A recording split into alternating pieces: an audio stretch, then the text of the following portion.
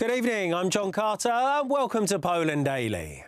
The Hungarian Prime Minister, Viktor Orbán, chose Poland to be his first destination for an official state visit since his recent re-election. Today in Warsaw, he met with Polish Prime Minister Mateusz Morawiecki, Polish President Andrzej Duda and the Speaker of the Polish Senate, Stanisław Karczewski. The EU's plans to force all member states to take in African and Middle Eastern migrants was one of the most important topics discussed. The Polish and Hungarian Prime Ministers also discussed the next EU budget, Polish-Hungarian trade relations and common infrastructure projects. But it was immigration policy that received the most attention during the press conference. We must work together with the countries from Africa and the Middle East to ensure their citizens will want to remain there. This is why Poland is funding charity projects in Syria, Jordan, Lebanon and Libya.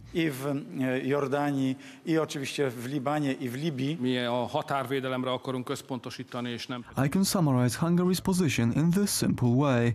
We want to focus on protecting our borders and not on taking in mandatory quota migrants. But I must also underline that we aren't heartless. We are a Christian nation and we know what it means to help others. However, we want to give aid on site instead of bringing trouble here.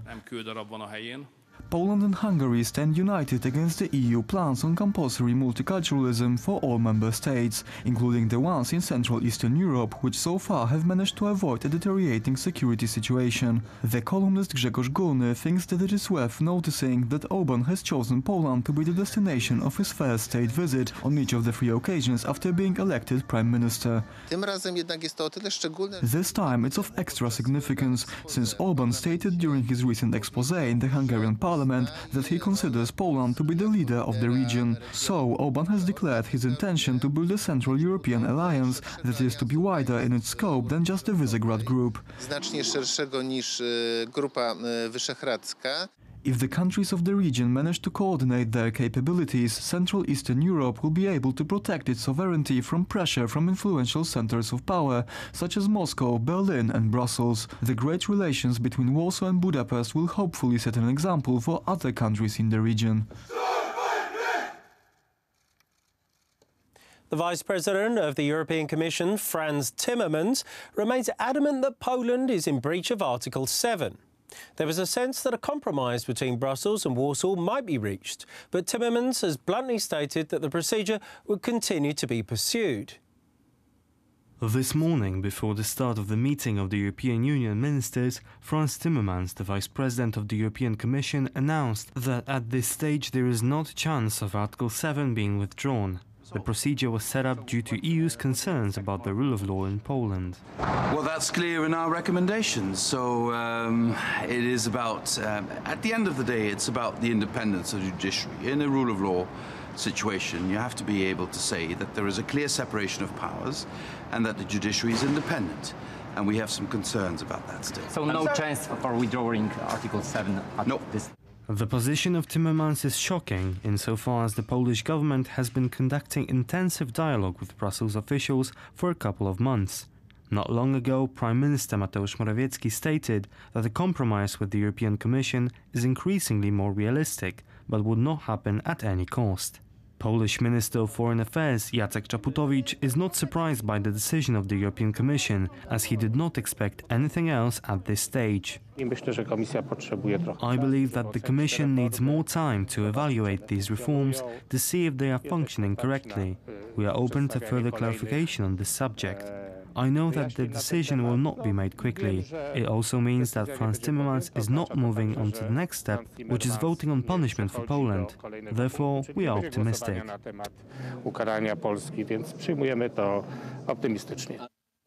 It seems that the compromise between the European Commission and the Polish government remains on ice. According to the ruling party, more time is needed for the Warsaw-Brussels conflict to be extinguished. The Mayor of New Jersey, Stephen Fulop, has stated that an agreement has been reached concerning the Katyn Memorial in Jersey City. He also published a visualisation of the site where the monument will soon be placed. The Polish community will receive a 99-year-long lease on the area. Dzisiaj, 14 maja, There is a city council session scheduled for today, during which a decision about the Katyń Memorial is due to be made. The resolution of the City Council is said to be a binding article which will give the Polish-American community a lease of the area on which the memorial will stand for the next 99 years. The mayor should apologize if he understands what he has done and he genuinely feels sorry about his statements. He should apologize to both the Polish nation and Speaker of the Senate, Stanisław Karczewski, because the words that he used were baseless and beneath contempt. Katowice hosts the 10th European Economic Congress, an event during which businessmen, economists and politicians take part in a three-day debate about the future of our continent. Our reporter, Aleksandra Żarzycka, is on site.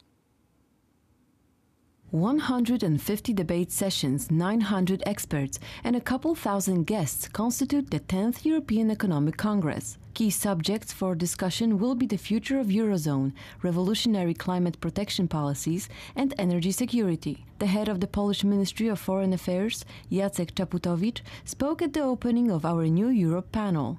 During his speech, he stressed the fact that countries outside the Eurozone have better economic growth dynamics. Prime Minister Mateusz Morawiecki is due to visit the Katowice event tomorrow, but many ministers and government officials are already on site. The Congress will last until Wednesday. Thank you for joining us this evening. I'm John Carter. Poland Daily returns same time tomorrow. Good night.